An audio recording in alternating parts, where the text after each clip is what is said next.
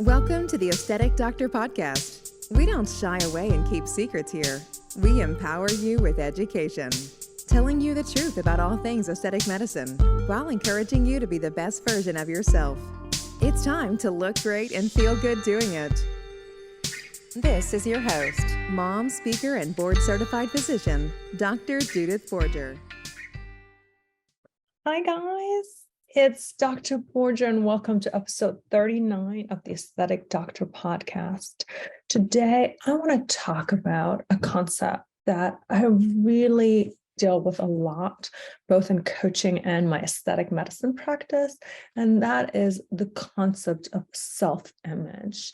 And I hope by the end of this podcast, you have some thoughts on why I think this is really, really important.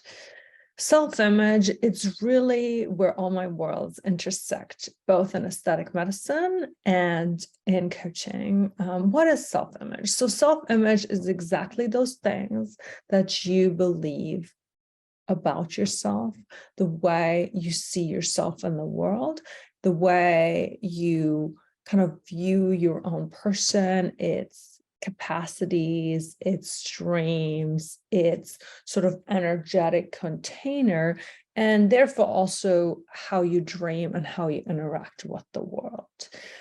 So, we tell children a lot of empowering things, and I think that is really it's meant to increase their self-image.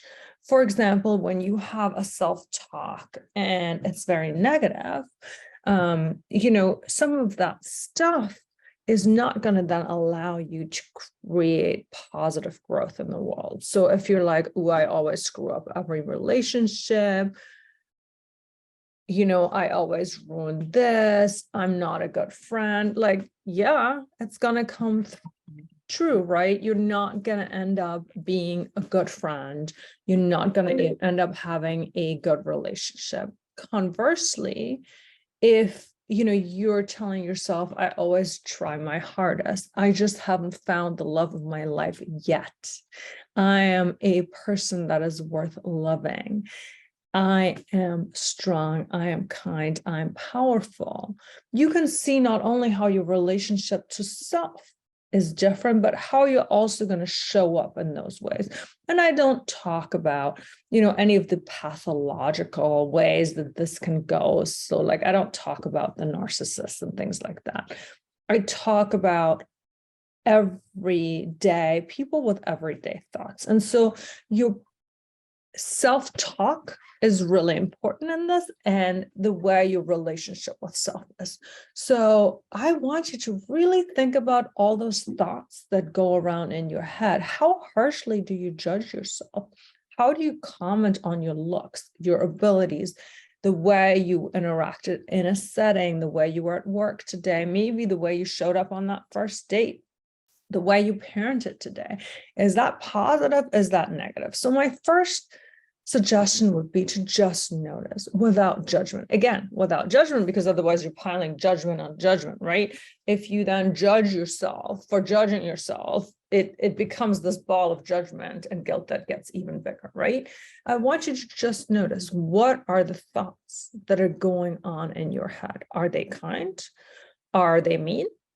Are they judgy towards yourself? And especially I want you to think about, what thoughts do you think about yourself? What thoughts do you think about your ability to have a successful future and present? So that is number one, it's the thoughts, but as part of that thought, you also have a self-image of yourself. For example, I know I'm a physician, I'm a wife, I'm a great wife, I'm a great mom, I'm an aesthetic medicine expert, I a faculty member who cares. I have all these really, really, and again, I've done a lot of coaching, okay? We didn't start out there all the time, but that is my self-image, right? So this is the way I see myself in the world, and that means that's the way I show up in the world, right? I am a coach. I change lives through aesthetic medicine. I change lives through coaching. That is what I truly believe, and that is why I'm able to show up the way I'm able to show. So when we talk about self-image, a lot of times we have the right ideas for our children. I have a daughter, and how many times have you taught your daughters to say, I am strong, I am powerful, I am smart, right? We give our kids those tools because we want our kids to believe that they're capable of doing whatever they want to do in the world, that they're capable of changing the world, that they're these loving, valuable, smart, brilliant, funny, lovable human beings. At least that's what I tell my kids. So, if you don't tell that to your kids, I mean, I'm not judging your parenting, but I think a lot of us do that, right? And there's a lot of books that tell kids, I'm smart, I'm powerful, I'm all these things. But do you still do that as an adult?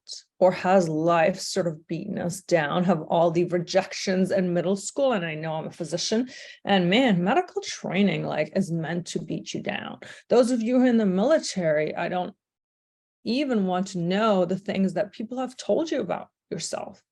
Do you believe those, or do you still believe that you're strong, that you're smart, that you're powerful? Think about it for a moment. Just take a second and think about it. Most of the time, there's probably going to be mixed messages, and I just want you to notice. I'm just introducing this concept of self-image because I think self-image is so important. It's one of those things that with aesthetic medicine, I went through aesthetic medicines. I can allow women to feel sexier, to feel more confident, to feel just better about themselves because it affects their self-image, right? And then if I don't have that frown, or I don't have those wrinkles that I feel really self-conscious about, and I look in the mirror and I go, you look good today. You are going to go out there and slay it. You're vibrant, you're capable, you're doing all these things. I'm going to show up in the world that way. And guess what? The world is going to show up with that same energy, because there's always an energetic frequency and a match and all that stuff without getting too boo-boo. Which is why really aesthetic medicine works on your self-image, because most of the time, for right or wrong, and I know if you saw your best friend, you would not tell her that she was ugly because she had wrinkles in her crow's feet or hairy armpits, okay? But sometimes we're kind of not our best friends, and we will tell ourselves, man, you look old today. Ugh, God, you look hairy today. Ugh, that's not going to help anybody in terms of self-image. So that's how aesthetic medicine can go really, really deep, because we can really look at some of those little things that your brain tells you stand in the way between you and being your best. And by just shifting those few things, getting a little help from your best friend, Dr. Me, you can suddenly not see the person in the mirror as being as wrinkly, hairy, saggy, whatever it is. And you can then show up as that more vibrant, amazing version. However, there is also this complete difference between sometimes what you see and what you feel. And I'm just going to kind of take you back to maybe a moment where you were madly in love with somebody, and maybe you just had a romantic encounter, and the next morning you got up and you were maybe just pulling on an old t-shirt, and your hair was tousled, and you were wearing no makeup, and yet there was this vibrant, lovely, beautiful sexual energy about you, where you were just sauntering to get coffee or into the bathroom. At that moment, how you looked didn't matter at all. And I promise you looked sexy, okay? But had you, with your normal critical self, probably seen yourself with no makeup, tousled hair, a hickey on your neck, an old t-shirt, maybe that little chatterbrain would have taken over. And I tell you, you were your most beautiful because you felt so beautiful. That's why, clothes that fit right or that are your style can help you, because again, they bring out this you feeling it. And when you feel it, you show up to it. Your self-image is that of sexy, confident, powerful. That's really how clothes work. When they're at their best, they're an expression of you. And by you feeling more yourself and feeling good, you show up to the world in that way. I think the reason self-image is so important is because you can only create to the edge of your self-image. So unless I believe that I am a successful aesthetics expert and business owner, I'm not going to be that. Sometimes when people start in aesthetics, and these are all sort of my aesthetic people, they're like, oh yeah, well, I'm an ICU nurse, but I do some injections on the side. Do you see how that is way different? And then you end up being like, yeah, but I just started and I'm not plastics and I'm not this and I'm not that. And you might have had super amazing training, right? And really know what you're doing. But if you're saying, wow, I am a well-trained nurse injector who really cares about her patients, that is also true. And it's a very different feeling, both for you, both for your patients, both for the world, right?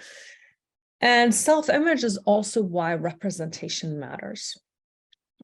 Because a lot of us who are trailblazers, until we had that idea that we could trailblaze, we didn't even know it was possible. If a dream is something you can't see as becoming a reality, if you cannot dream it, you cannot become it.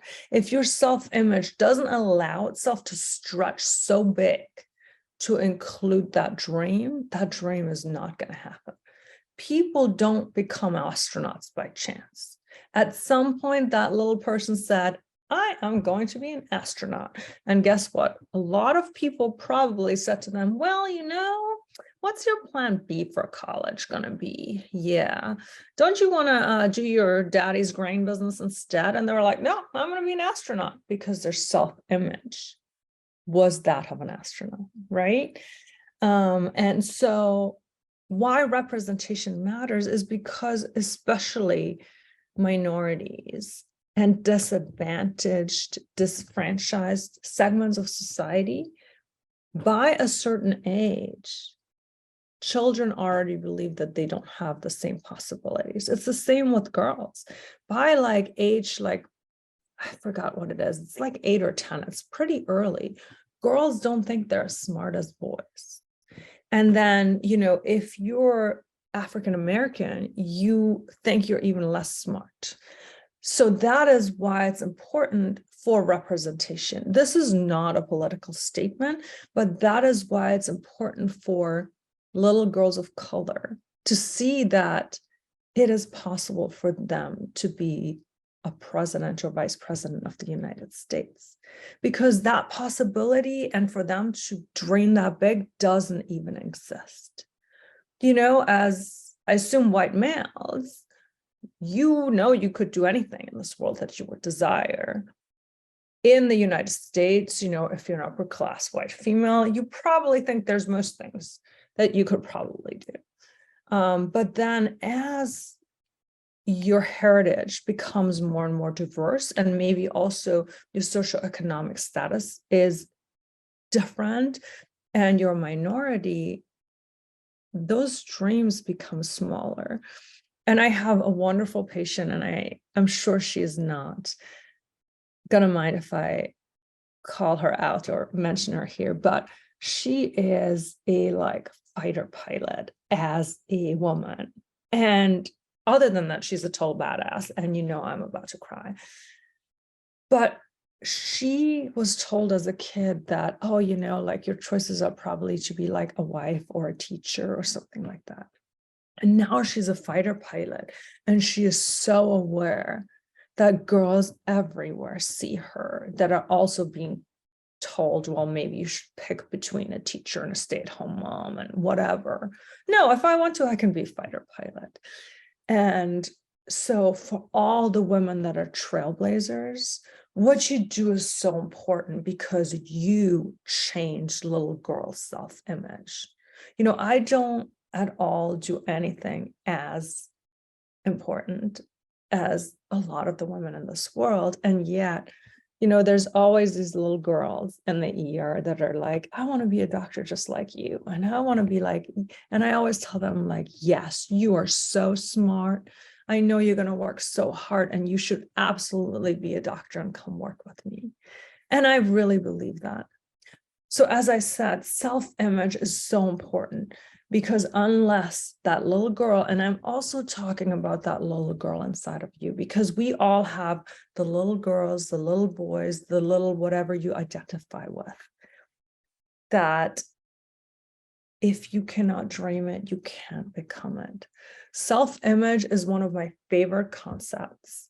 And there is a related episode that I also have on feeling beautiful, which kind of has a similar spin on what's the difference between looking beautiful and feeling beautiful. But self-image is one of my most favorite concepts because it is like the limits of your dream, the limits of your imagination. It is not only how you talk to yourself in that voice that's going, but it is how you see yourself in the world, and how you see yourself in the world is really how you show up in the world. And that is what you're able to accomplish. So not only do I love empowering my patients to show up as their very best and essentially just make little tweaks to self-image so that they can really look in the mirror and see that most confident, most rejuvenated, most vibrant version of themselves looking back at themselves. But through coaching and podcasting, my goal is really to empower everyone to live their most authentic and beautiful lives. Step one, as I'm challenging you to do today, is really to listen to that voice in your head without judgment. See what you say to yourself, and is it what you would say to your best friend? What we think in our brains creates our feelings and then creates our actions and our results. And self-image is one of those things that you can really expand. Once you kind of are able to shed some of that BS that people have told you over time, that you're not smart enough to go to college, or that girls can't do this, or that whatever, right? I'm sure your background is full of examples. Then you can go back to your authentic self and do what sets your soul on fire and expand your self-image to really dream big and create and live into that dream. So as I said, self-image is one of my most favorite concepts, which is why I wanted to share it with you. All of you who have girls or boys or children or people that you mentor, please let me know what are some of the favorite things of empowerment you tell them. And also, if you have one, or if this episode speaks to you, please let me know what are your most favorite go-getter kind of self-affirmations. That's how affirmations really partially works also, is that if you can replace some of that chatter of negativity and judgment with positivity and living into that affirmation, again, your self-image expands and your whole life, your dreams, your goals expand. And that expansion is always a beautiful, freeing thing. Thank you for allowing me to share something so important with you. Remember, you can only create to the edges of your self-image. And I wish you all your most expansive, happy, free, and beautiful life.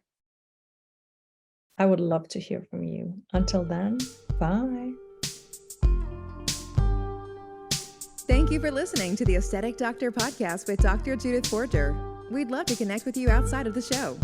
Follow Dr. Borger on Instagram at Dr. Borger and find more online and ways to work with Dr. Borger at www.theaestheticdoctor.com.